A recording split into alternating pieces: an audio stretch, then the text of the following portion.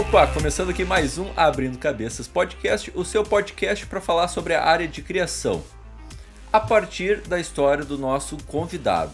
Pode ser cinema, pode ser fotografia, pode ser podcast, vários temas da área criativa a gente debate por aqui a partir da história do nosso convidado, que no caso de hoje é André Luiz. E aí, André, como é que estamos? E aí, João, tudo bem? Prazer estar aqui contigo no Abrindo Cabeças.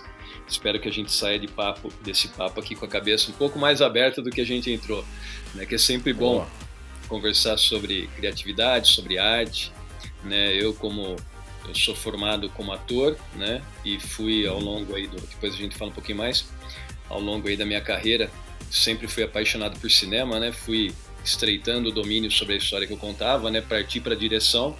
E para fazer isso acontecer aqui no Brasil, e acho que em várias partes do mundo, né, você acaba sendo produtor também.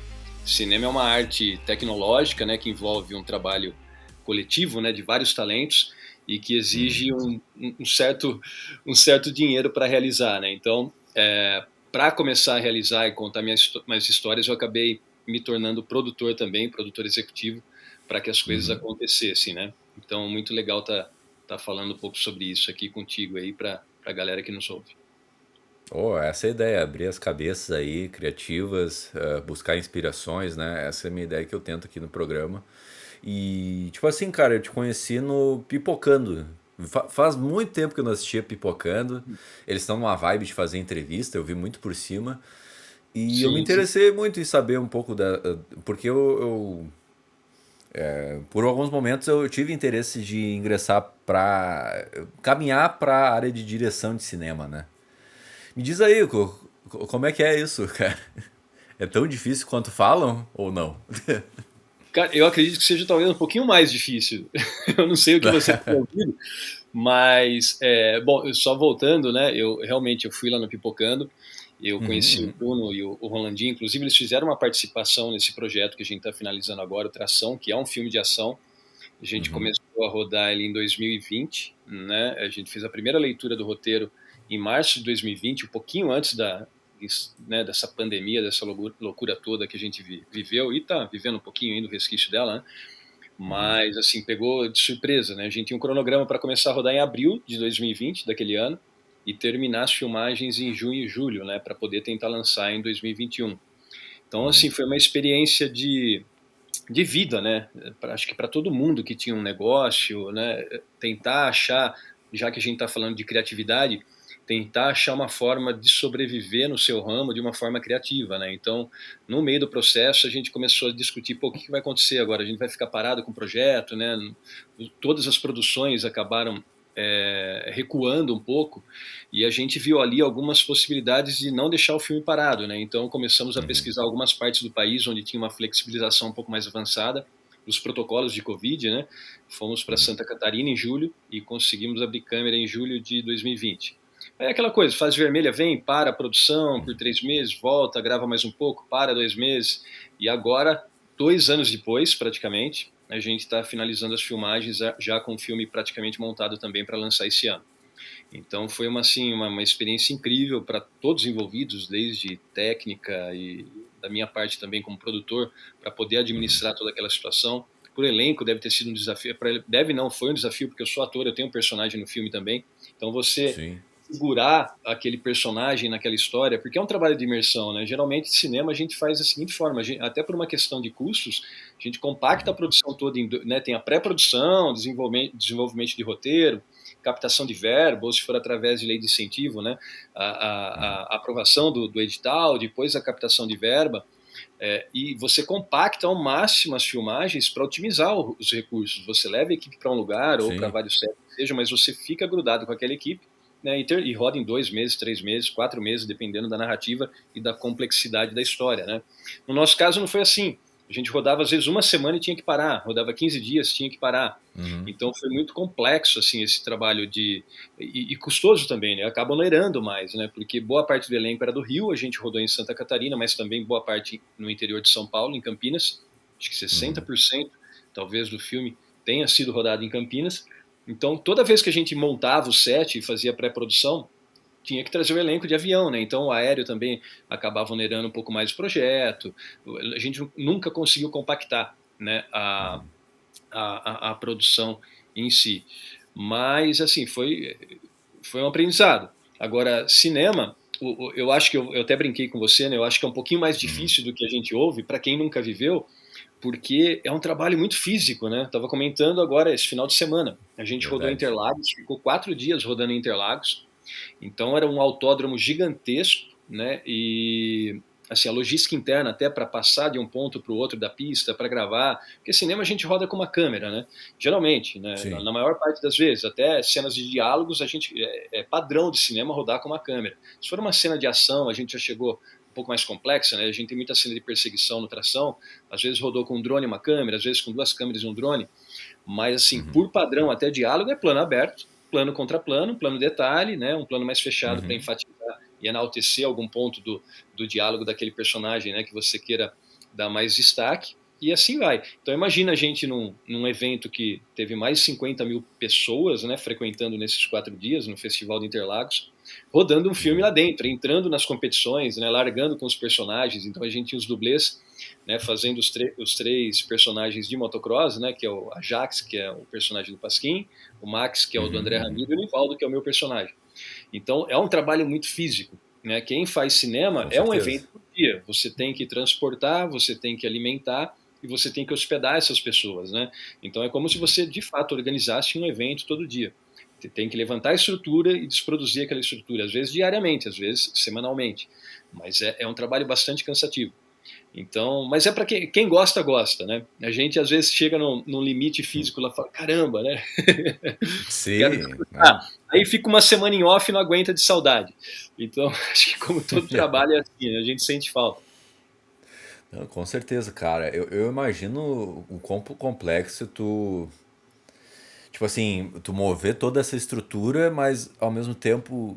Eu penso em grandes filmes que tiveram resultados excelentes. E eu penso na dificuldade desses filmes mexerem no mental do pessoal, da equipe, pra continuar trabalhando, continuar seguindo o mesmo nível, né? Porque como tu falou ali, né? Ficou dias e dias parado, dias volta. Tu disse que ficou meses parado, teve um tempo que ficou meses Sim, parado o projeto, aqui em né? São Paulo a gente teve fase emergencial e fase vermelha, né? De 3 meses, né? Aham. Chegou a Três 3 meses. meses, imagina. Não Daí foi. os atores têm outros projetos, fazendo outras coisas, daí tu chama eles de volta. Como é que é tu manter essa galera? Vamos lá, vamos fazer acontecer, vamos fazer o nosso melhor. O que tu fala pra essa galera aí? Cara, nesse projeto especificamente, eu tive uma coisa muito ao meu favor, que era a essência propriamente do projeto, sabe? Desde o início, tá? Não foi só na pandemia, não. Me surpreendeu realmente. A ideia do Tração, ela surgiu em 2018. Eu fui piloto de motocross, né? Parei de correr em 2001. A década Oh, toda de massa. 90, eu fui piloto de motocross. Corri nos Estados Unidos, cheguei até bater as pontas aqui no Brasil, Campeonato Brasileiro, Paulista. Depois, né, como todo Pô, que foda. esporte a motor e de risco, né, a gente acaba se quebrando, aí tenta voltar, não volta igual, fica um tempo, aí volta, se machuca de novo, e assim foi. Acabei parando em Sim. 2001. E quando eu comecei a captar o projeto, eu não tinha nem todo o elenco fechado ainda, acho que eu devia ter 2 ou 3 atores que eu tinha conversado, que eram amigos meus, né, o André Ramiro já tinha trabalhado num longa-metragem comigo em 2012. Eu fui para o Salão das Duas Rodas em novembro de 2019, se eu não me engano.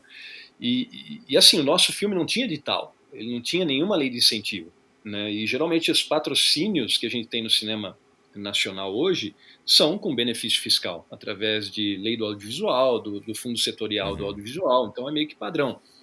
E eu não tinha nada disso, mas falei, não, vou fazer. É um filme que ele tem um espaço aí de inserção de marcas do meio, porque ele tem motocross, tem motovelocidade, tem supermoto.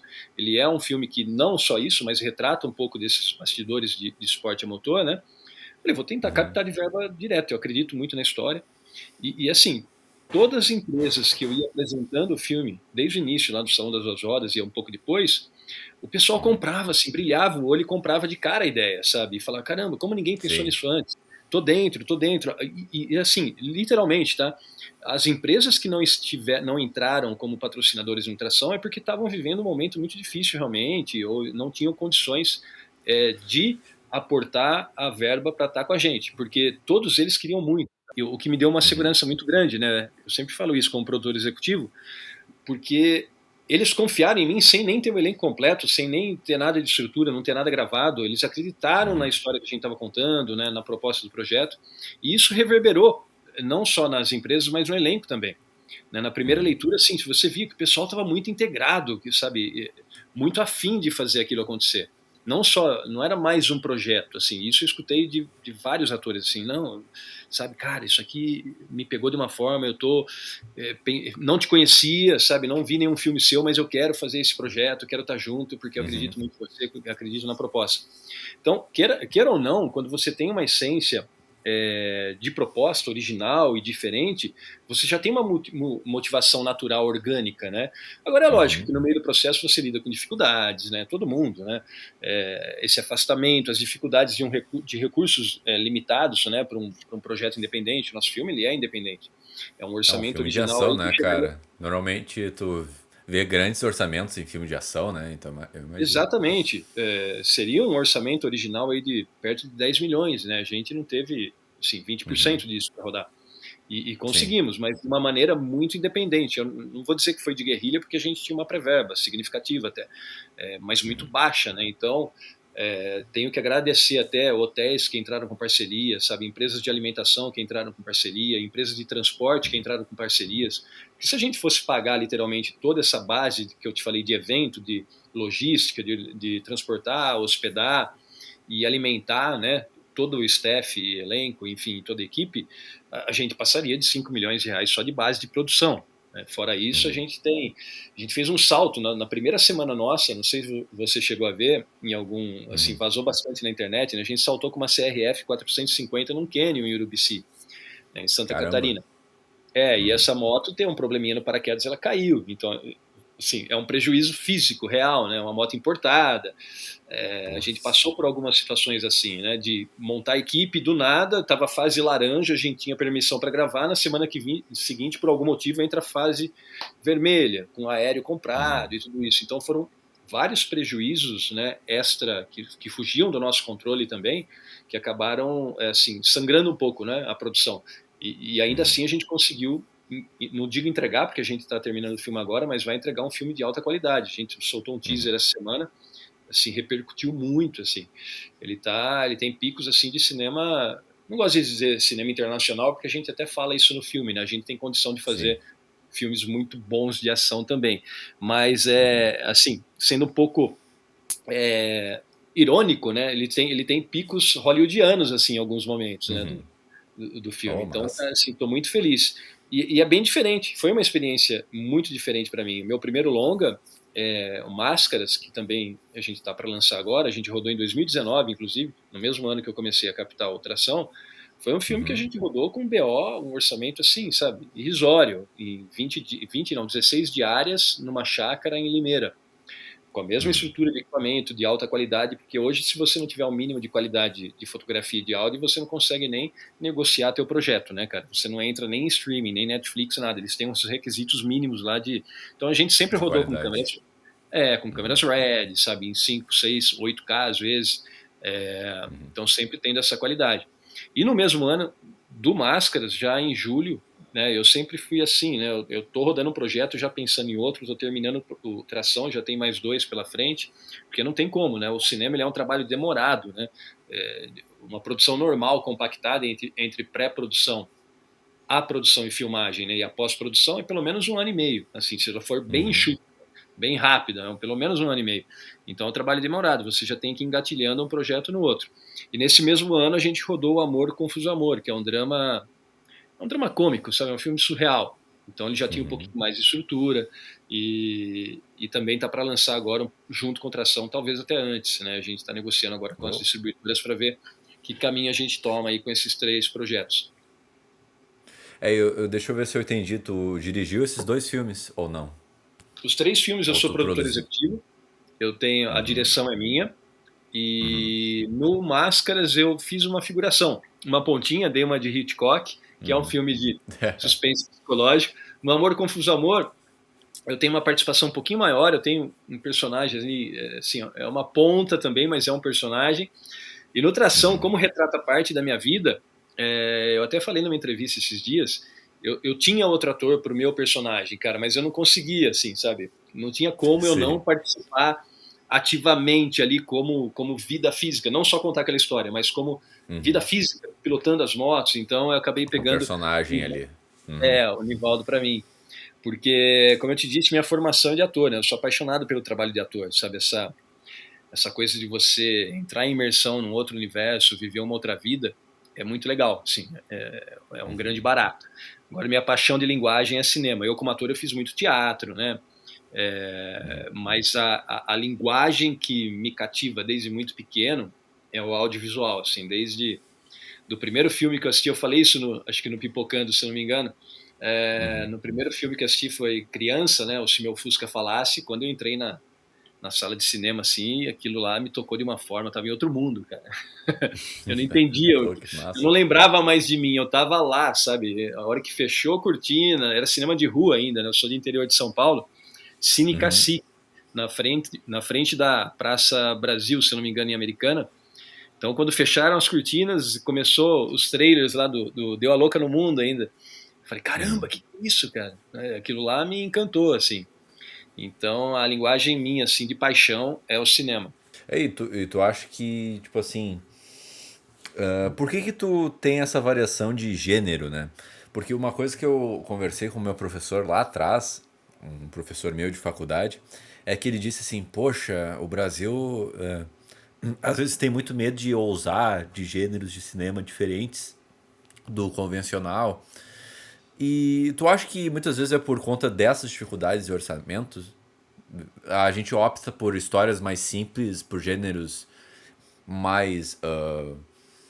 não diria batidos, mas mais seguros, assim, por conta dessa dificuldade de estrutura, de planejamento que um filme como Tração tem, sabe? Tu acha que a gente joga mais no seguro do que arriscar, tipo, nossa, vamos fazer um filme, tipo, Velozes e Furiosos, assim, tipo, grande, sabe?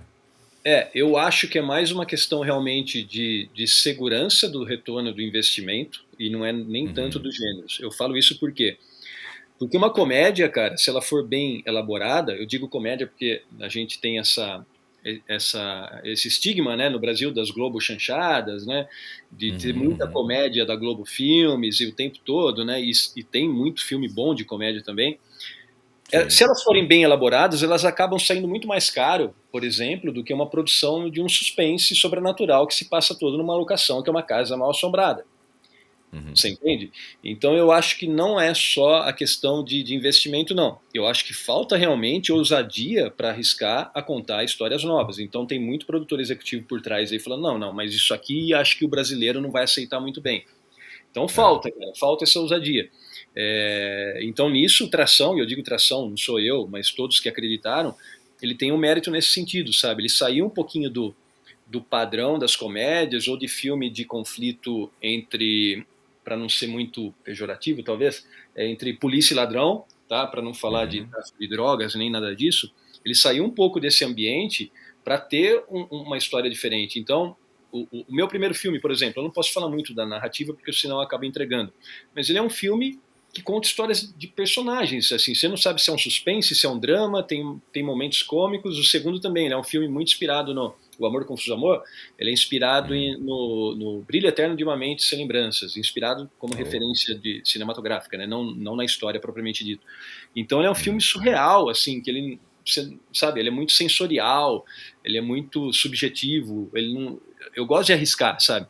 E é claro que junto com isso vem uma questão da parte de produção executiva também, que você tem que se adaptar, né? Então, o Tração, por exemplo, a gente meio que transformou Campinas numa cidade cinematográfica aqui nossa. Então, a gente fechou uma avenida que chama Norte-Sul, que ela quase que cruza a cidade, duas para cima já duas não, algumas ruas para cima tem a delegacia, que a gente filmou uma cena lá, na frente tinha um beco que a gente filmou uma cena, do lado tem a escadaria da prefeitura, para cima tinha outra avenida, um pouquinho para baixo um túnel. Então a gente, sim, cara, de forma criativa, a gente construiu uma cidade no filme, trechos isolados assim da sequência, sabe? Eu não posso uma cidade dentro da cidade, é isso? Acontece um assalto que fica 10 quadras ali um pouco para o norte, aí tem um aeroporto que foi usado também. A gente transformou a cidade numa cidade cinematográfica. Isso para um projeto como o Tração, né, um projeto que a gente, né, falei agora há pouco, que seria de orçamento de 10 milhões, ele acaba sendo um filme de guerrilha. A gente se adaptando com o mínimo que tem. Você entende? Então, para mim, acho que falta realmente ousadia, sabe? Os streamings eu pensei que iam trazer, e de certa forma até trouxeram um pouquinho mais de respiro, assim, para quem produz arriscar, né? Mas ainda falta arriscar assim, em projetos de high concept mesmo, projetos maiores, sabe? De querer usar ficção científica, por exemplo, que está na minha mira aqui, meu próximo. Se não for o próximo, daqui o segundo depois desse vai ser uma ficção científica, com certeza, cara. A gente não vê ficção científica. A gente teve a série 3%, nossa, cara, super produção. Sim. Mas falta, cara, falta ainda o pessoal arriscar em narrativas diferentes, sabe? Arriscar a parte de confiar no que você está contando e não simplesmente falar, não, vamos por aqui, vamos contratar tal ator porque ele tem um público já nichado, ele vai trazer esse público para o cinema. Você tem que equilibrar, né, cara? Cinema é um produto para vender. Ele é arte, mas é um produto para ser vendido. Com certeza. Então se você fizer um filme muito Godard também, cara, você vai morrer na praia. Você não vai conseguir nem distribuir, né? Ou se tiver muita sorte, talvez você converta aí, sei lá, 2% da população de público de cinema aqui no Brasil, que é muito complicado, né? Então você pode ter um cinema cabeção, de repente um pouco equilibrado, com uma narrativa um pouco mais pé no chão para poder pegar todo tipo de espectador, né? Porque não pode viajar muito também. Não, cara, é que realmente, tipo, eu acho que o principal, assim, né? Tem público pra tudo, né? Tem público pra tudo. Mas é muito, tipo assim, eu lembrei, não sei porquê, do filme Parasita, né? O Parasita é um filme que, tipo assim, bem nichado, começou bem nichado, né? Só que foi se popularizando, foi aumentando e se tornou um mega filme, né?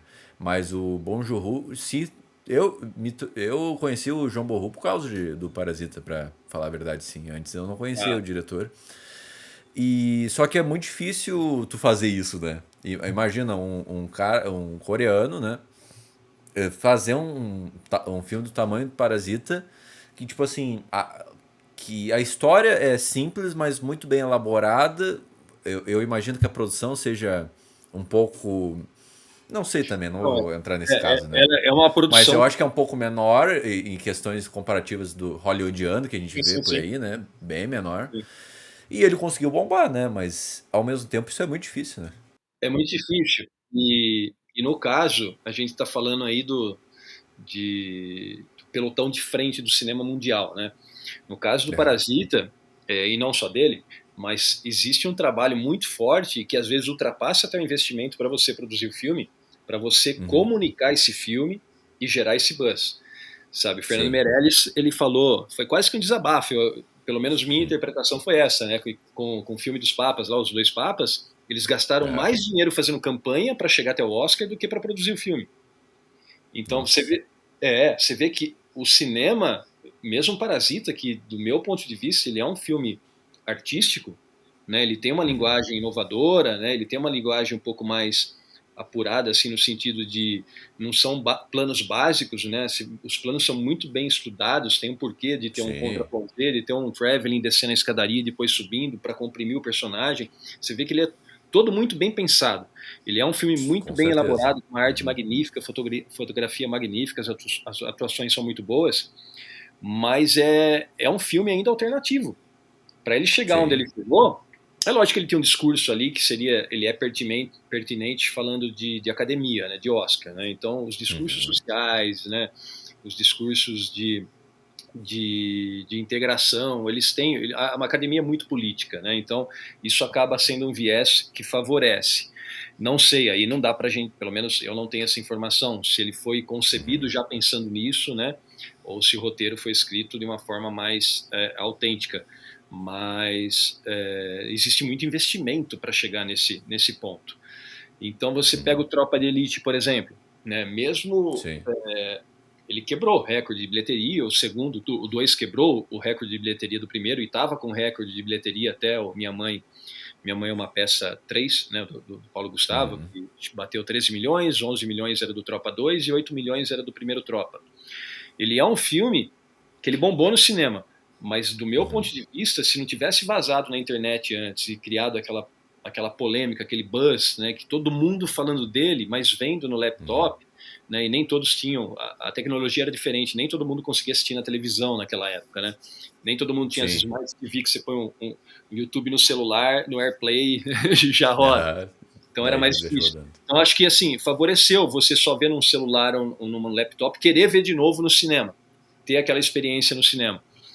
E não foi só isso, ele trouxe uma linguagem não inovadora, mas a câmera na mão, sabe? Muita gente saiu do cinema e falei, cara, eu saí com enjoo, sabe, câmera na mão, o dinamismo, ele teve uma coerência de linguagem ali, e, mais uma vez, com um discurso social muito pontuado, né? Com um discurso crítico ali da corrupção na polícia. Então, esse tipo de coisa ajuda a você pegar o espectador que não é só amante do cinema, é o cara que também quer fazer política, seja na tua casa, no teu bairro, sabe, que quer dar a voz dele. Então, o Parasita é muito social, né? O Parasita é extremamente social. Ali a gente está falando de hierarquia, né? De ricos e pobres diretamente. E isso está na linguagem. Os caras moram no subsolo, né? Os ricos têm uma casa mais abastada, né? E toda de vidro grande.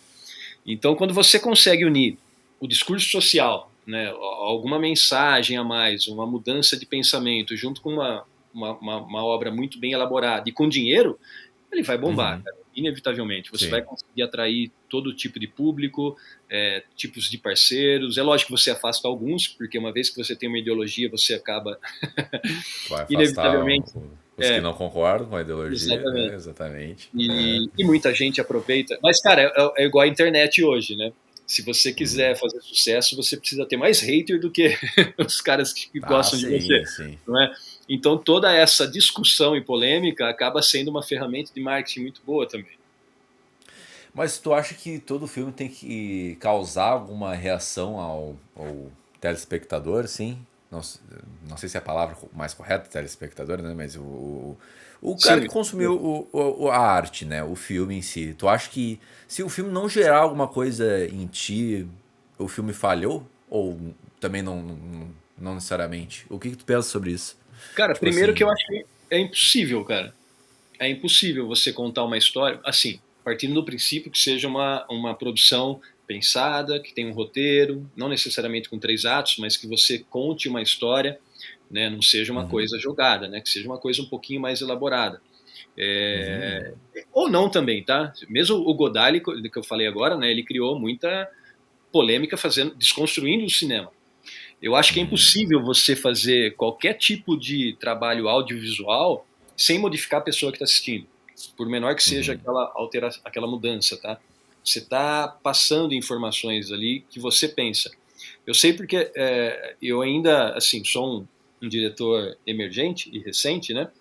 Que, uma parte da minha vida eu abandonei, resolvi voltar agora com um pouco mais de idade. Eu vejo muita coisa minha escapando ali na direção ou escapando no ator. Não tem como você não passar parte do que você pensa no desenvolvimento da obra, sabe? Mesmo sendo um trabalho muito coletivo. Então eu acho que, primeiro, isso é impossível, mas se fosse possível, não vejo que é por isso que um filme vai bem ou não, sabe? Não penso dessa forma. Você perguntou se é preciso um filme alterar comportamento, isso, aquilo. Ultrassom, cara, eu como diretor, eu gosto. Assim, minha essência é querer trazer alguma coisa de nova para o espectador, sabe? Incomodar em alguns momentos. Eu gosto muito de suspense, então, sabe, esse controle sobre as sensações de quem está assistindo o que eu estou fazendo me atrai muito. e através das sensações você provoca pensamentos, e através dos pensamentos você provoca reflexão que altera comportamento, inevitável, né? Então, eu gosto desse tipo de cinema. Tanto é que mesmo no Tração, que é um entretenimento puro, eu coloquei algumas coisas ali. Mais uma vez, não posso falar muito da história, mas tem algumas questões ali sociais e políticas bem subjetivas, mas tem alguma coisa. Porque eu acho que é a nossa função como ser humano, né? É tentar propagar, do meu ponto de vista, o melhor, né? Modificar o outro para melhor, né? Tentar fazer com que nós evoluímos juntos. Então, assim, não vejo uma outra forma de fazer qualquer tipo de arte, não é só audiovisual, sem ter esse tipo de impacto. Não vou falar que mesmo um videozinho no Reels no Instagram, que é um audiovisual também, a gente vê muitos curtas, às vezes sem pé, sem cabeça, às vezes na internet também, mas até isso, né, cara, você vê o olhar daquela pessoa relacionado àquele assunto, né? Um documentário, que ele não tem 3 atos, muitas vezes, às vezes tem, mas você não tem a estrutura de ficção, de apresentar os personagens, mas você acaba apresentando um contexto. Sim. E discute esse contexto. Então acaba mudando, cara. Isso é uma coisa que a Netflix faz muito bem, né? Apresentar como uma história mesmo, né? 3 atos e tal. Realmente contar uma história no mais uma vez, né? É o mercado interferindo um pouco na arte, né, cara? Eles viram ali, através dos documentários, e você deve ter visto, agora tem muita gente, videobiografia de fulano de tal, é um piloto, é uma celebridade, é um cantor. O pessoal viu ali um nicho para você contar uma história ficcional baseada numa vida real, e já estão explorando isso. Então, assim, é tudo muito rápido, né? O meu receio com tudo isso, João, é que, de fato, a gente chegue um dia e perca essa essência narrativa da conversa, que eu sempre falo, a conversa em volta da fogueira. Né? Ali você está contando histórias, né, para passar aquilo que você viveu, ou que você presenciou, ou que passaram para você para um outro porque você gostou daquela história, ou você se identificou com aquela história. Então, meu medo é através desses algoritmos que estão surgindo de roteiro, sabe, os gatilhos para prender o espectador, principalmente nas séries, ou até em longas mesmo, você já vê que as estruturas narrativas estão mudando já com tempo muito preciso. Agora, em 12 minutos, eu preciso criar um gatilho aqui para entrar no segundo ato, sabe? Ou então, ritmo, né? Eu acho que daí ele tem que ter o filme ele tem que ter um ritmo, mas você pautar a história que você está contando. Por exemplo, se eu tenho um tempo de cena, de um plano sequência, que eu preciso de uma introspecção do personagem por 5 minutos, e ali eu perdi o ritmo, né? Falando, não, aqui eu estou perdendo a atenção do espectador pelo algoritmo. Eu falei, não, o cara está em depressão, ou sei lá, ele precisa de 5 minutos para valorizar mais tempo. Então, assim, tem coisas que eu não concordo muito. Mas é do mercado, né, cara? Então, não tem como prever muita coisa aonde isso vai dar. Tenho medo das tecnologias também, de 3D, realidade virtual. Medo no sentido assim, porque como eu sou apaixonado, sou um romântico pelo cinema, de sentar na salona lá com as telas, né, com a tela grande, eu tenho um pouco de receio no que isso vai transformar. Mas o próprio cinema foi uma tecnologia nova, né? No início, a gente só via as imagens em movimento, depois não tinha nem som, colocava um som ou dublando na própria sala, botava uma banda, às vezes, para fazer a trilha sonora, né? Lá atrás, né? 1900 e alguma coisa. Uma orquestra, né, cara? Uma orquestra gigante. Fazer trilha sonora. Então, assim, nós somos fascinados pelo novo, né? E tecnologia nem se fale. Então, mas cara, daí é um romantismo meu. Eu espero que, assim como o teatro, dure aí mais uns séculos ainda. Com certeza, cara. Eu lembrei lá da primeira... Eu acho que é o primeiro filme de todos os tempos, né? Que é um dos, né? Não sei. Do trem vindo, se aproximando, né? Do trem se aproximando. Daí o pessoal ficava assustado. Nossa, meu Deus, vai bater. Saíram correndo da sala, inclusive, né? A galera saia correndo. Achava que o trem ia... Muito doido, né? Muito doido como evoluiu as coisas, né? E tipo assim, eu acho que a melhor maneira de tu aprender essas novas ideias, esses novos pensamentos, temas, é através do audiovisual e através do cinema, né? Porque eu penso muito eu pensei muito agora na nossa conversa em atmosfera, né? Porque eu lembrei do Tropa de Elite, eu lembrei do calor, eu senti o calor aqui por um momento. Tá frio no Rio Grande do Sul, mas eu lembrei do calor do Rio, eu lembrei daquela tensão, daquele peso nas costas, né? Naquela energia, sabe? Eu lembrei disso enquanto a Sim. gente falava, sabe? E enquanto a gente falava Parasita, eu lembrei daqueles enquadramentos mais amplos, quando era a casa do pessoal mais rico, quando a casa era mais apertada da outra família, eu sentia que aquele ambiente era apertado. Então, cara, pra mim eu sou apaixonado pelo cinema por causa disso, sabe? Ele consegue te transferir pra realidade de outras vidas, sabe? De outras pessoas. Pois É é, muito massa isso. por isso que eu falei, quando ele é bem elaborado, bem desenvolvido, você consegue ter um controle de tudo praticamente que o espectador vai sentir do começo ao fim, né? Esse Uhum. seria o mundo ideal, né? O ideal dos mundos, a gente poder ter controle sobre as 2 horas exatas, né? Aí está Sim, na mão do diretor, né? Tem que ter uma integração muito bacana com todos os departamentos de arte, na pós-produção também com trilha sonora, desenho de som, da atuação do sim. elenco, né?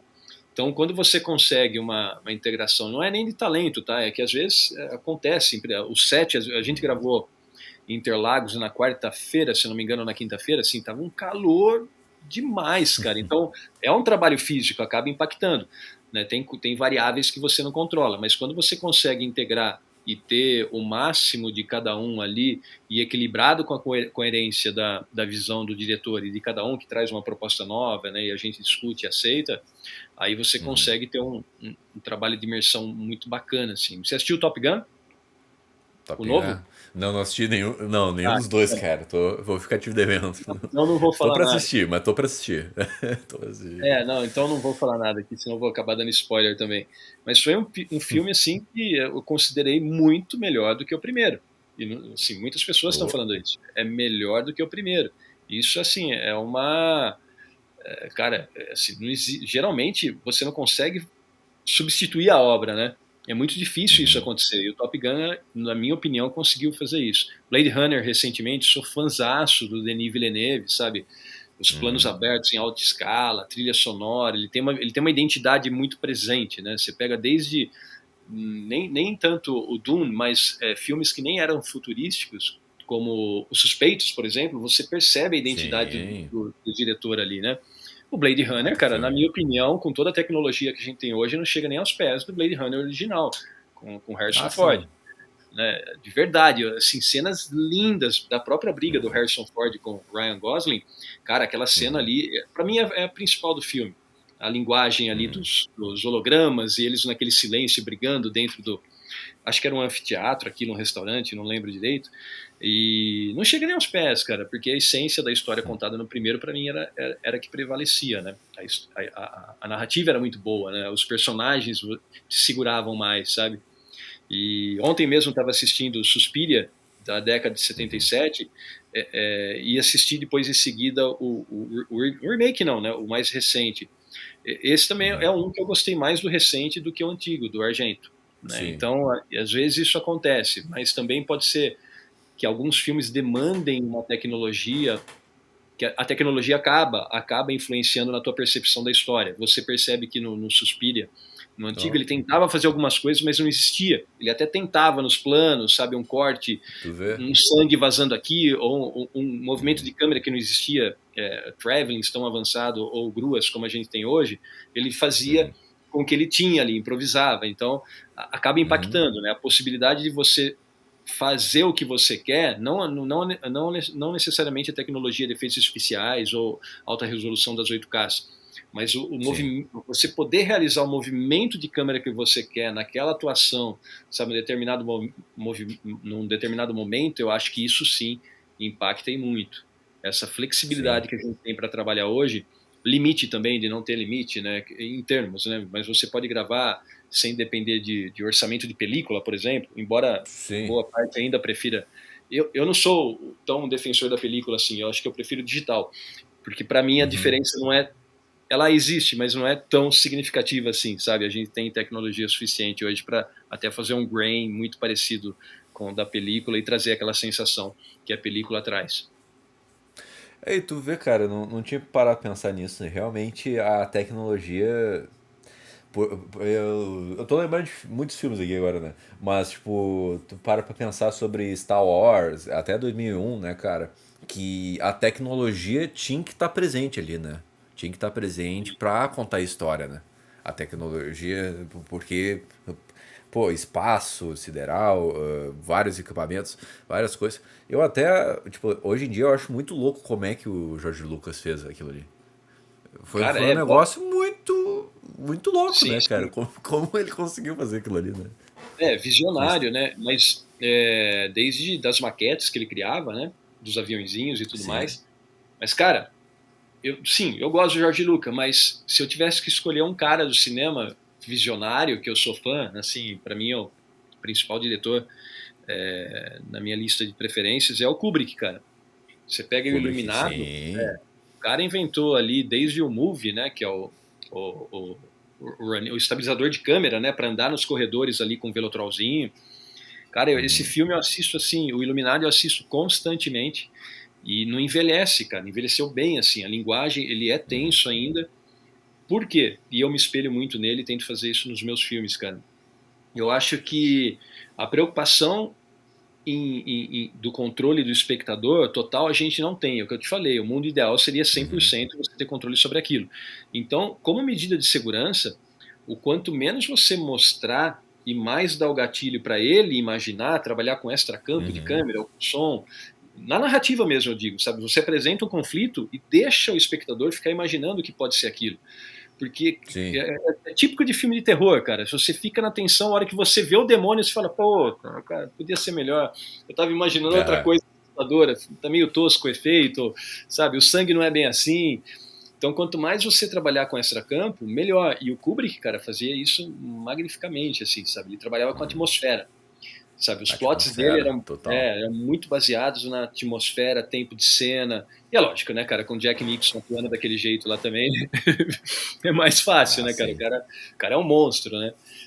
Uhum. Então, mas ele é extremamente visionário, assim, cara. Eu gosto muito dele. O George Lucas também, mas já é o cara da tecnologia. Eu quis dizer do Kubrick porque Sim, sim. na Uhum. linguagem ele consegue, ele inovou, cara, ele marcou a história do cinema, né?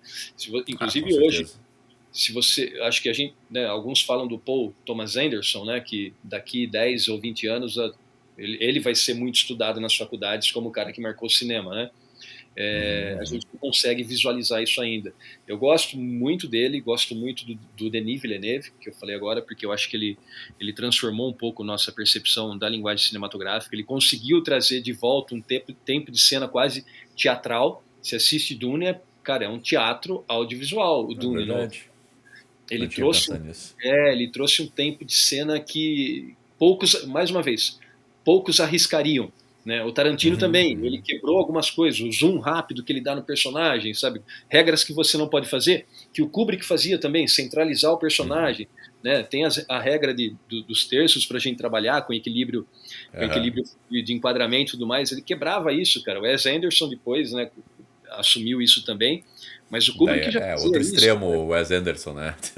O Wes É, Anderson é muito. Nossa, preciso cara, centralizar tudo aqui, né? totalmente, né? Mas o Anderson, se você vê um elemento centralizado, a câmera virou rápido para lá e voltou para cá, pronto, já, é ele. Sim, Mas o exatamente. chicote para lá e para lá é o Wes Anderson. Assim, tem pessoas tentando marcar o tempo todo essa identidade, né? E alguns, do meu ponto de vista, erram em ficar só apoiados na identidade, né? Eu sempre falo do Michael Bay, que para mim é um cara que ele poderia Pô, respirar um verdade. pouquinho mais e não querer, sabe, fazer tantos cortes e chacoalhar tanto a câmera daquele jeito. Sei. Porque dá Não, dó, total, cara. Ele cara. gasta 20 milhões em 10 segundos e a gente não entende o que está acontecendo. E é porque é a É foda, né, identidade meu? dele, né, cara? Ele quer reforçar. Não, eu brinco sempre. Eu tô brincando, mas é que de fato ele faz isso, né? Não, é Então, que ele ganhou muito dinheiro fazendo esse tipo de coisa. Daí, às vezes, ele. Putz, eu não posso me desprender nisso porque pode ser que exatamente, eu desvalorize no exatamente. mercado, talvez, né? Não sei. Mas você vê que é o cara que tá, a gente, quer dizer, não posso falar por ele, obviamente, mas a pessoa está se moldando às demandas, É. né? O Kubrick enfrentou muito problema, cara. Ele quase morreu fazendo Iluminado porque ele acreditava naquilo e seguiu com a visão dele, né? Então eu acho que isso é o problema. Quando você começa a se moldar às demandas, você perde a essência. Você pode até ter sucesso no primeiro momento, mas não é autêntico aquilo, né? Essa é a minha maior briga, assim. Inclusive, a minha maior briga como diretor é não ter tanto essa identidade, assim. Porque eu falo, pô, cara, qual que é a minha identidade?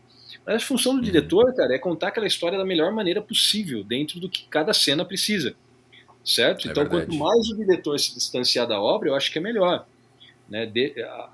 A história tem que ser contada de forma orgânica, né? Mais uma vez, eu sei que é impossível isso. Alguma coisa minha vai ter lá praticamente em todo momento, né? A gente transparece aquilo no olhar sobre o mundo.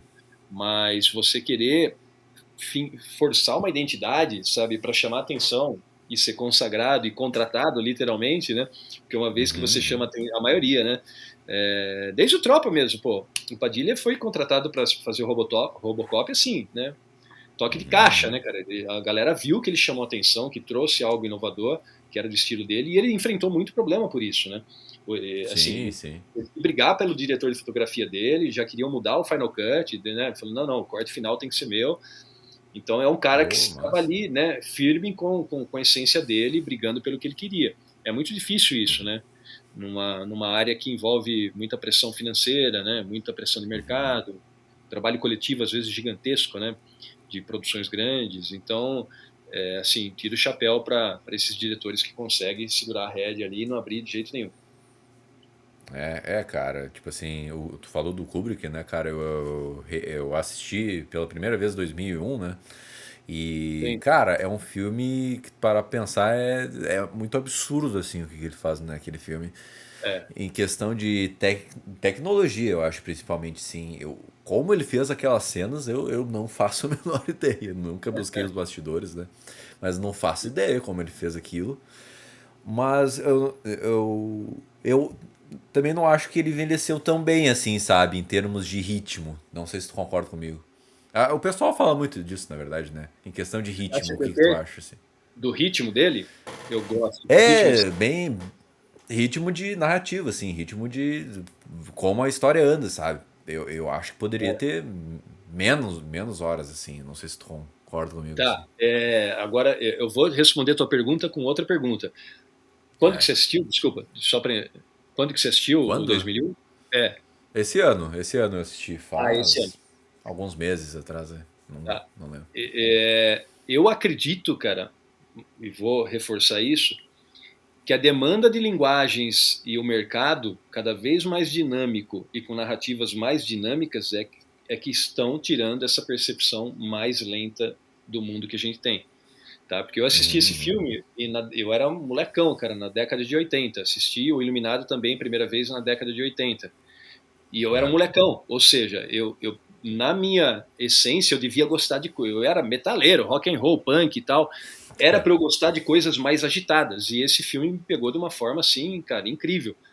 E por quê? Porque era o meu entrar naquele mundo, né? Talvez eu estivesse mais disposto a entrar naquele mundo. Hoje, num mundo que a gente vive no celular, tudo muito rápido, vídeo passa para cima, vê rapidinho.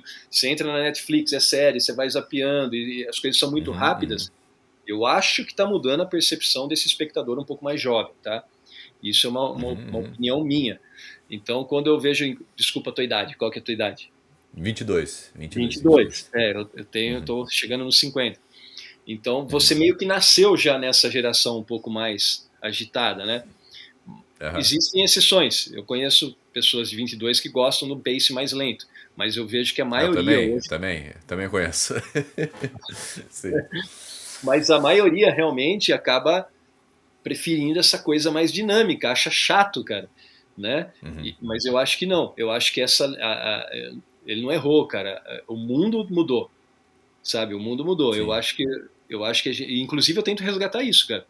Talvez você não vá, quando eu lançar os meus filmes, você não vai gostar tanto de alguns, cara, porque existe um tempo de cena ali um pouco mais lento. Eu acho que é mais uma vez, não é, põe lá um plano aberto, o cara vai ficar sentado. Tem que ter um porquê, né? Eu não vou falar em qual filme, mas eu tenho um filme que eu tenho uma personagem que ela fica, acho que 40 segundos comendo uma batata, cara. Mas tem um porquê.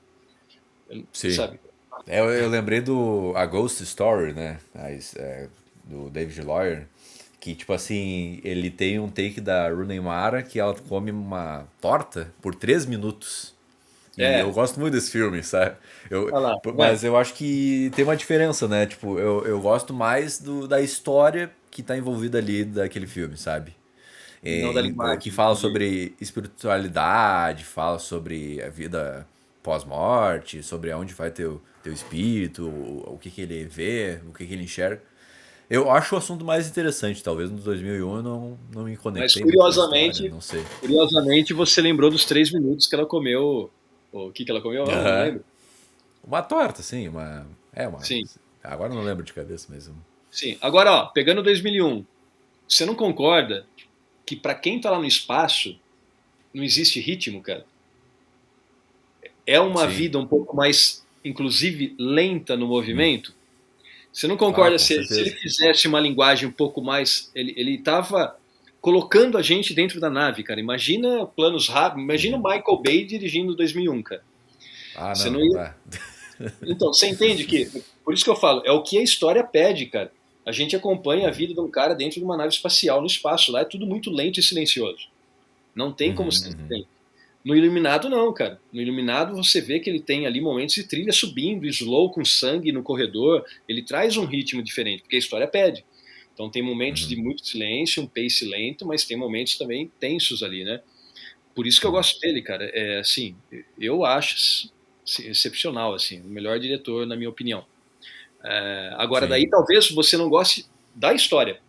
Né? Talvez você Uhum. tenha gostado do Star Wars porque você gosta de ver a guerra lá, as navezinhas atirando laser uma na outra e todo dia. Cara, eu.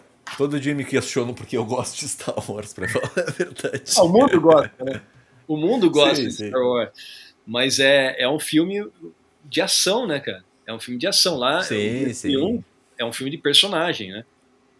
De um personagem Mas é muito. popularizado, inclusive.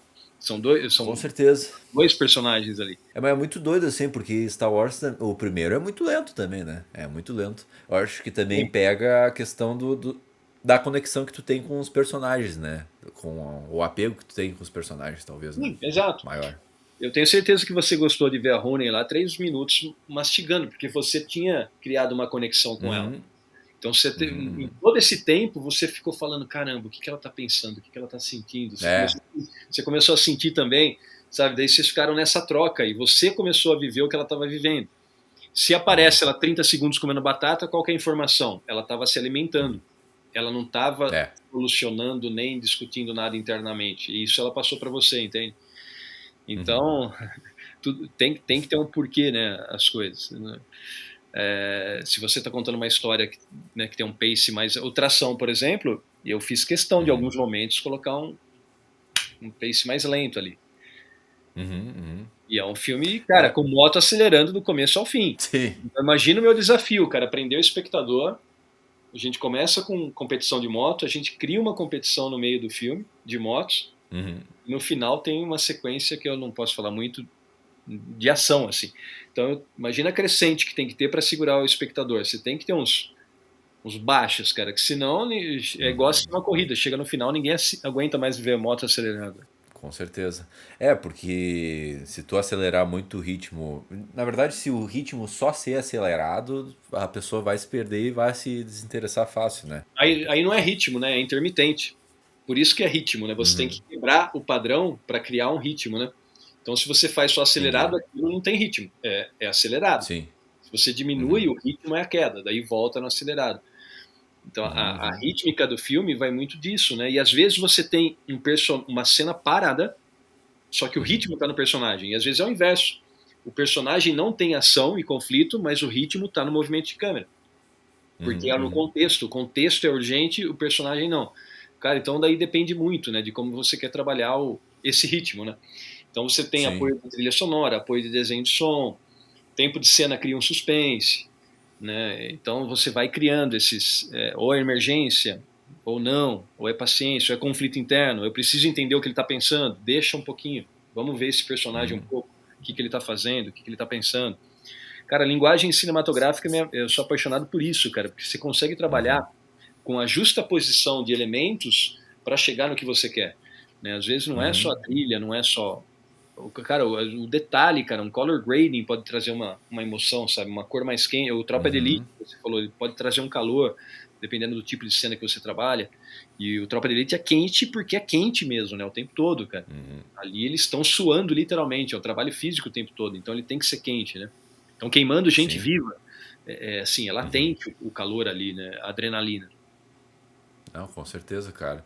E tu acha que, claro, estudando cinema, estudando cada vez mais, tu aprende cada vez mais como dosar o ritmo, né? Mas tu acha que tem uma fórmula para tu aprender isso? Ou... Na verdade tem, mas é muito na prática, né? Como é que funciona?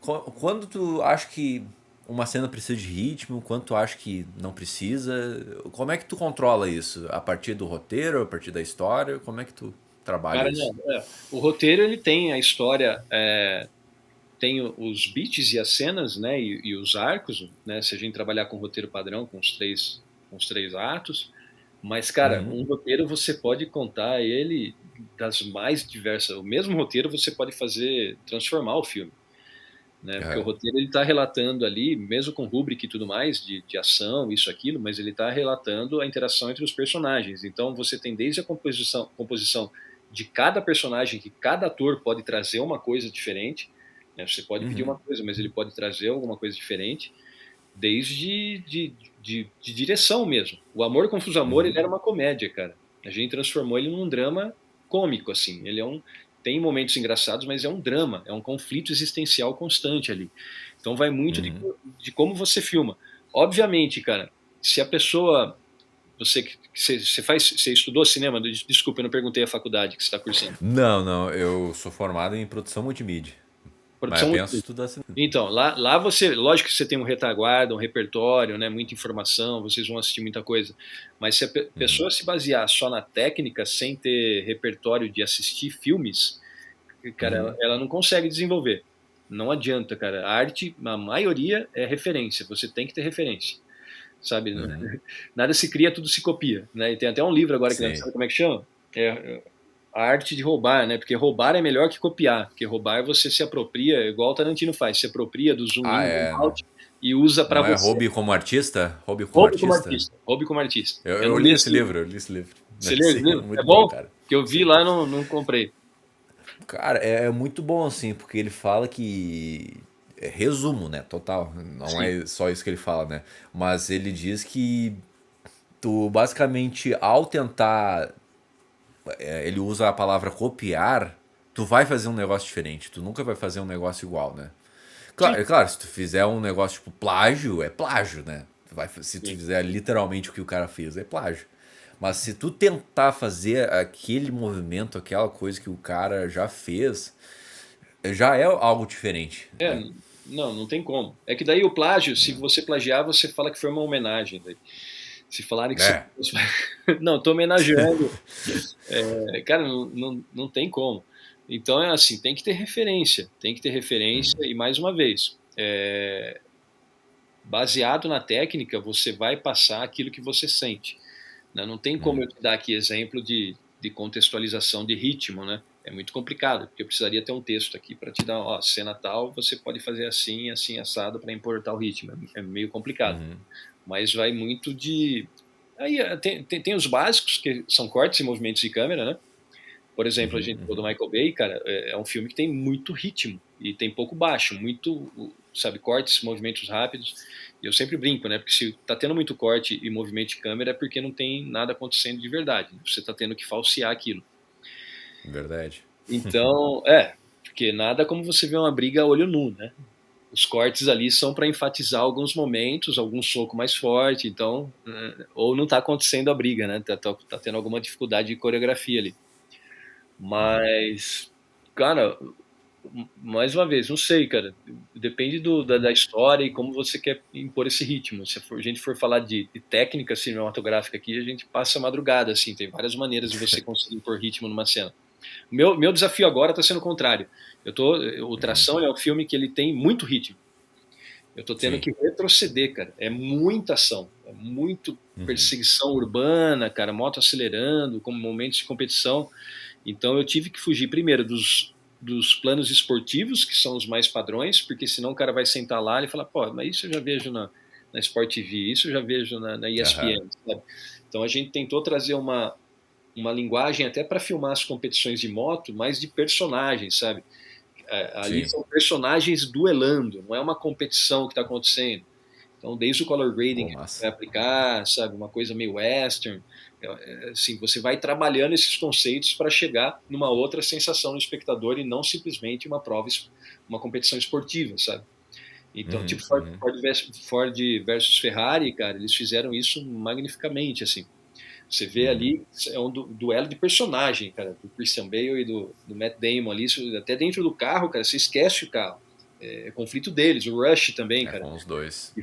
Que conta a história do Nick Lauda. Esse é mais evidente ainda, que ali é um duelo do Nick Lauda com o do Steve, esqueci o personagem do Chris Hemsworth. Esqueci o nome do personagem dele, o piloto que morreu. Eu vi o filme e eu também esqueci, cara. Ali, cara, você vê que é pessoal. É pessoal. É tipo o Piquet e o Nicomancia, o nosso aqui, o Nicomancia. Que você não era nascido ainda. Sim, exatamente. Mas, cara, tipo, é muito legal isso, o que tu faz Eu, na verdade, me surgiu uma outra pergunta aqui. Como é que tu convence os atores nessa tua história? Pra participar da tua história? Como é que tu convence ele? Na verdade, mais no início, como é que tu entra em contato com eles? Como é que funciona isso? Cara, boa parte deles eu já conhecia, né, desse último projeto, por exemplo. Alguns foram indicação. Como produtor executivo, eu posso falar que eu sou um bom vendedor, mas eu não convenço, os atores eu não convenço, cara. Eu simplesmente apresento a história que a gente quer contar e como eu quero filmar aquilo. Simples assim, cara. É um papo muito rápido, de 10 minutos, 5 minutos. E ele desenrola depois porque o cara fala, não, cara, quero estar dentro, como que vai ser isso? Aí, cara, vai para 1h30, 2 horas. Mas literalmente eu só apresento o projeto. Só apresento o projeto. Não tem esse convencimento. Se eu tiver que convencer, eu acho que já não vai dar jogo, cara. Porque, cara, a história é assim. A pessoa tem que se apaixonar pelo negócio para fazer. Porque perfil, assim, a gente até consegue. Typecast, você pode trabalhar com um ou outro, né? E, obviamente, você tem que conhecer a retaguarda desse ator, né? Se é alguém que eu não conheço o trabalho, ou que eu nunca trabalhei junto, eu vou pesquisar o trabalho dessa pessoa, né? Mas, obviamente, né, tendo essa retaguarda, esse talento, para mim é muito importante esse papo, cara. Eu preciso sentir a pessoa, sabe? Porque são pessoas que você vai conviver ali durante um bom tempo, né? Que precisa ter uma intimidade para conversar, dependendo às vezes do personagem, até de coisas mais íntimas, de conflito que esse personagem tem que trazer. Então você tem que ter essa intimidade com as pessoas, porque senão você não consegue dirigir. Eu tive algumas experiências no passado que eu não tinha esse entrosamento e foi muito difícil dirigir a cena, sabe? Não ia, cara, eu ficava muito na forma, eu não tinha abertura para, entre aspas, negociar alterações de personagem, porque não compreendia, não tinha uma intimidade mesmo, sabe? E daí eu aprendi, falei, não como. Você precisa tá bem próximo dessas pessoas para poder criar junto com elas, ou só simplesmente direcionar junto com elas essa nova vida que a gente vai estar relatando no filme, né? Sim, não, com certeza, com certeza. E tu já chamou a pessoa, tu achava que tu ia se dar bem. Não é se dar bem, né? Mas tu achava que ia rolar de uma forma diferente e acabou se tornando outra, assim? Tipo, já aconteceu isso contigo? Já, então, foi essa experiência. Bem lá atrás, cara. Bem lá atrás mesmo, antes desses longas. E convidei pelo trabalho, tinha um nome legal, né? Pelo trabalho. E não desenvolveu, sabe? Não desenvolveu. Aí não tem o que fazer. Por isso que eu aprendi, nunca mais. É legal. Eu não confio em videoteste, sabe? Às vezes a pessoa é ótima, tá num dia ruim, ou ao contrário. Deu sorte no teste, sabe? E não vai conseguir atuar em outro tipo de situação com aquele personagem. Então, acho que a melhor forma é consultar os trabalhos, sabe? Ver até onde... A gente sente, né? Tem muito de feeling. Conversando com a pessoa, você sente até onde ela pode ir. E às vezes a gente erra também, normal. Todo mundo erra. Às vezes falha um pouco essa percepção. E daí você entra com um trabalho de direção um pouco mais forçado, né? Até dar certo. Isso acontece com todo mundo. Eu, como ator, também já aconteceu comigo. Tem um dia que não vai, cara. Você não acerta o tom da cena. Se for cena emocional, às vezes você tá num dia que você não consegue, sabe? Tá mais travado, a emoção não vem. Então isso acontece, é normal, cara. É como qualquer outro trabalho, inclusive, né? Às vezes não está indo, você precisa trabalhar para aquilo acontecer. Eu falei de o Nelsinho, amigo meu, eu tava falando de, olha lá, o Nelsinho Freitas. Aham. Ele é ótimo, é muito próximo meu, a gente vai fazer coisa junto. É que eu tava falando de trabalho de ator e apareceu na cara dele aqui, que não Sim, ia, sim, às vezes não, não vai. sim. Não, ele não é o caso. Não, com certeza, né? Tipo, o pessoal que não tá só ouvindo no Spotify, né? A gente tá com a tela ali, né? Daí apareceu o Nelson e, enfim. Ele tava fazendo o quê? Stories ali pra divulgar o Ele filme? fez O que que ele tava stories, fazendo? esse é um vídeo que a gente gravou na ProTorque, em Siqueira Campos. Aham. O pessoal da ProTorque, eles criaram uma pista de motocross para competição que tem no filme. Então a gente passou uma semana toda lá gravando essas cenas, né? E ele tá numa Pô, que dessas massa. cenas. Ele faz o de Mello. Pô, que sensacional, cara. Eu gosto muito dele. Gosto muito Ele dele é como ótimo, ator. cara, ele é ótimo. E para quem Ele é não ótimo. conhece o trabalho dele de cinema, não que o Zorra Total não seja de ator, é que ele fez muito sucesso com o Zorra Total, né? Sim. Fazendo um trabalho cômico. Ele é um ótimo ator, dramático, assim, para papéis sérios. Uhum. Impressionado. Aliás, o elenco todo, cara. O Maurício Meirelles, que também é Sim, comediante, me cara, surpreendeu quando eu vi. fez um trabalho incrível, assim, de momentos de mais de introspecção. Embora o personagem dele seja um alívio cômico no filme, não Uhum. somente, mas ele fez um trabalho incrível, cara. E são pessoas, né, mais uma vez, você não espera. Hoje eu não consigo ver o personagem dele com outro ator. Conversei com Uhum. vários atores, né? Eu não conhecia ele, fui conhecer no meio do processo. Não vejo o personagem dele com outro ator, cara, não tem como. Mandou muito bem, realmente. Pois é, agora eu pensei que tu chama vários atores pra aquele mesmo papel, né? Tipo assim, qual é os critérios que tu usa pra escolher Na o ator, verdade, sabe? na verdade, quando eu tenho a ideia necessariamente da história, o argumento, né, eu passo para o roteirista, eu não consigo visualizar todos os personagens ainda. Mas a hora que eu estou lendo o roteiro, Aham. eu já vejo os perfis, assim, sabe? E às vezes Uhum. acontece de lembrar, esse aqui tem que ser o fulano. Uhum. Se for o fulano, tem que ser um parecido, sabe? Então eu já deixo umas 3 opções, assim. Mas eu confio muito, cara, do Tração, cara, foi convite de pronto, assim. Convidei e aceitou, convidei e aceitou. Foi Pô, que bem de legal, pronto, cara. assim. Não tive que ver plano B, não. Pô, deve ser muito bom isso, cara. Deve ser muito É, bom. Putz, todo mundo aceitando, todo mundo comprando a ideia, né, cara? foi incrível. Qual a maior dica que tu dá pro cara que, putz, meu negócio é ser diretor de cinema. Eu vou agora ir pra cima nessa ideia. O que tu falaria pra ele? Cara, essa é. Sempre fazem essa pergunta no final de bate-papo. Essa é a mais É? difícil. É porque assim, se eu for pegar, eu vou dar a minha dica, tá? É que se eu for pegar pela minha história de vida, eu me formei em ator na década de 90, tive que abandonar, fiquei trabalhando em chão de fábrica, assim, empresa, com consultoria de empresarial, segurança do trabalho, e voltei agora, né, mais tarde. Eu sempre falo, tem que acreditar muito, né, e entender um pouco o que é fazer cinema. Por incrível que pareça, mesmo quem estuda não entende muito bem o que é fazer cinema. Vou dizer no Brasil, tá? Que o diretor de cinema ele tem que ser produtor, sabe? Ele tem que levantar o projeto dele, ele tem que ser um bom comunicador, ele tem que saber liderar pessoas. Tudo isso eu tô aprendendo ainda, tá? Aham. E tem que ser um bom empresário, cara, porque ele vai administrar aquele negócio todo num determinado momento. Então, esse romantismo do diretor de cinema sentar em casa, fazer storyboard, sentar na cadeirinha para dirigir cena, cara, é muito difícil de alcançar. Até lá fora, cara, o pessoal acaba produzindo seus próprios projetos, né? Então, ele tem que saber que ele vai ter um trabalho burocrático, sim, não é só artístico e criativo, ele vai ter muito trabalho burocrático, saber lidar com pessoas. É basicamente isso, cara. Muita garra, tem que ter muita garra, porque é muito difícil começar e depois que começou se manter, né? A gente tem um mercado muito escasso e graças a Deus hoje muito concorrido, né? Com os streamings, assim, as produtoras pequenas estão conseguindo gerar muito conteúdo, produzir muito conteúdo e então assim tá aquecendo o mercado.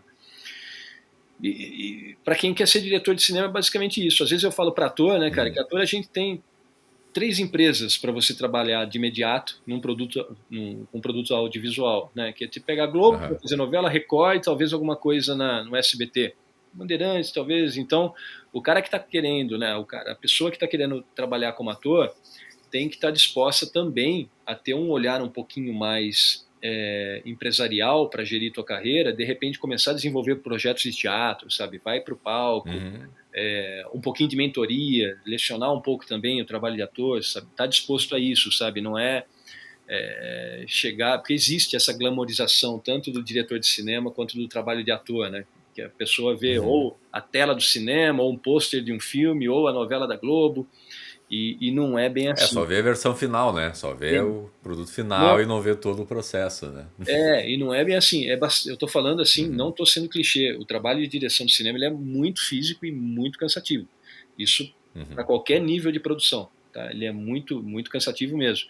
Então, isso é o fundamental. A pessoa tem que ter muita garra, tem que ser autêntica, acreditar muito na essência dela, porque é essa essência que vai transparecer e criar a identidade dela. Não adianta ela, igual a gente estava falando agora há pouco, não adianta ela querer atender as demandas de público. Quem tem que fazer isso é o lado do produtor executivo dela, não o lado do diretor. Ela tem que acreditar nos projetos dela e seguir em frente, cara. É difícil dar uma dica, né? Porque é muito complicado. Mas basicamente... várias dicas, na verdade, né? É. Não, então tá, cara. Tipo, muito obrigado por ter aceitado o convite. Muito obrigado pela paciência. Cara, aprendi muito contigo aqui. Sério mesmo. Aprendi muito contigo, conversando contigo. Não, eu que agradeço. É sempre muito bom poder falar de cinema, né? Do que a gente ama. E ainda mais né, contigo aí no podcast, com os teus seguidores aí, falar para, de repente, né, trazer algum conhecimento diferente ou entretenimento aí através das nossas histórias. Obrigado mesmo. Eu que agradeço o convite. Posso divulgar o Instagram do filme? Posso divulgar o Instagram? Claro, divulga. Então, claro. Porque a gente finalizou as filmagens, mas a gente vai estar comunicando, né, bastidores até o lançamento do filme. E esse tipo de comunicação é muito importante para a gente, cara, porque é um filme independente. Então a gente vai trabalhar com comunicação offline, não sabe ainda se vai ser televisão, outdoor, cartaz, como é que vai ser isso.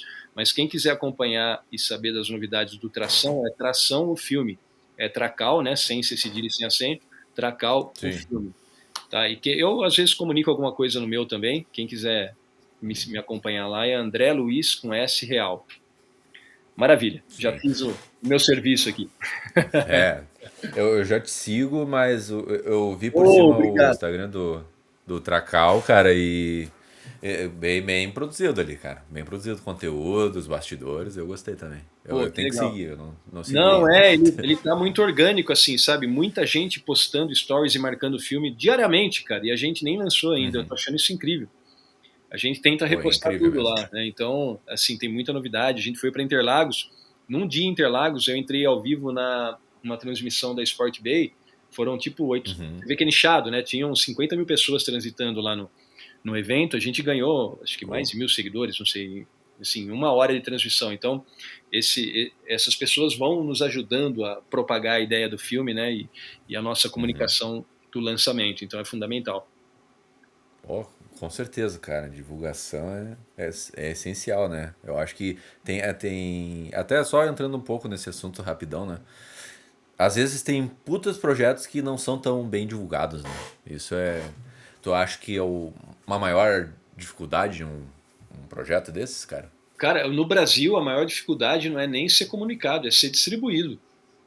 Tem muitos filmes bons que não conseguem chegar para o espectador. A distribuição é o maior desafio de todos os projetos. Por isso, né? Eu conversei com alguns distribuidores e você vê que é interessante o que eu falei agora há pouco, da questão do diretor saber o lado do produtor executivo, que a maioria, isso é um feedback de distribuidor, tá, que eu tive. Não vou falar a rede, mas foram assim, reincidentes. A maioria dos diretores chegam com um filme para apresentar apaixonados pelo projeto. Não, porque meu filme é isso, é aquilo. Mas é uma paixão pessoal dele, somente. Ele não conseguiu ter essa visão de mercado, de comunicação do filme. Então, às vezes, falta pesquisa de mercado, que público ele quer atingir com aquilo.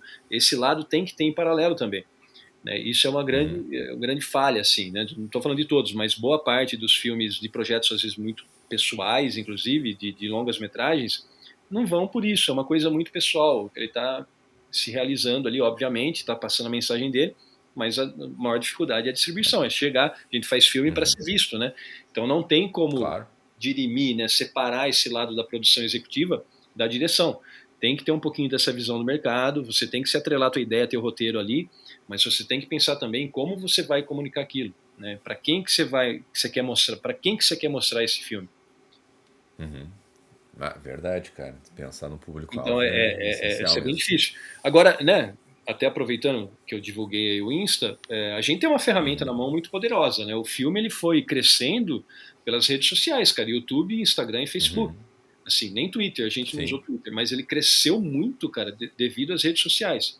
Ele se propagou, assim, sabe? Eu vejo motoboy me reconhecendo porque viu alguma coisa no Instagram, ou algum vídeo, o WhatsApp também correu vídeo no WhatsApp. Esses dias no posto de gasolina tinha uma motoqueira lá, ela falou, diretor de tração. Então eu falei, cara, que louco, porque o filme, sabe, tá certo que eu tô como ator ali, né, mas as pessoas me reconhecem às vezes como diretor do filme. Eu falei, caramba, que legal, porque é nichado, né, a gente tem 30 milhões de motociclistas no Brasil.